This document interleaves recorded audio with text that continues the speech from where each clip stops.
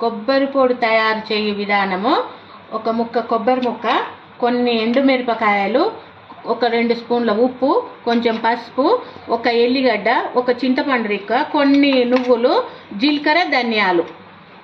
అది తయారు చేసే విధానము: అందులో ఫస్ట్ కొంచెం ధనియాలు, కొంచెం జీలకర్ర, కొంచెం నువ్వులు, కొన్ని ఎండుమిరపకాయలు, కొంచెం అంత పసుపు, ఒక ఎల్లిగడ్డ, ఒక చింతపండు రిక్క అన్నీ వేసుకొని మంచిగా ఫ్రై చేసుకోవాలి.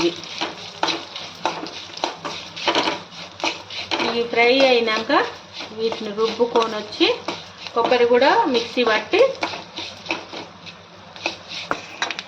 మంచిగా కలిపి ఇందులో 1 స్పూన్ ఉప్పు వేసుకొని మళ్ళీ ఒక్కసారి కలిపి ఇది మిక్సీ పడదాం.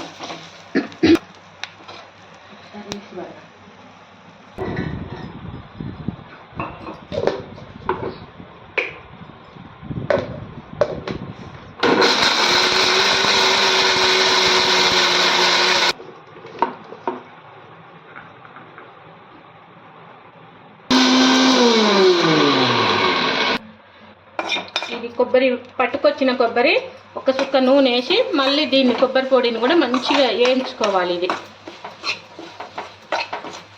ఇది మంచిగా ఫ్రై అయితే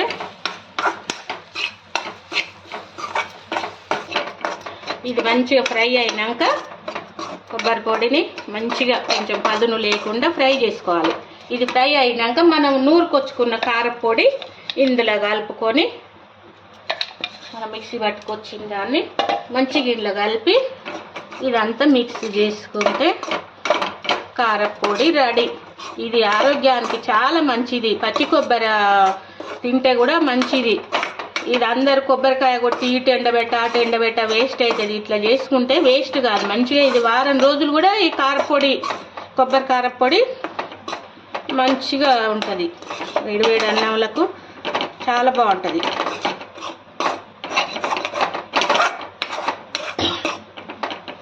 కొబ్బరి కారపొడి రెడీ.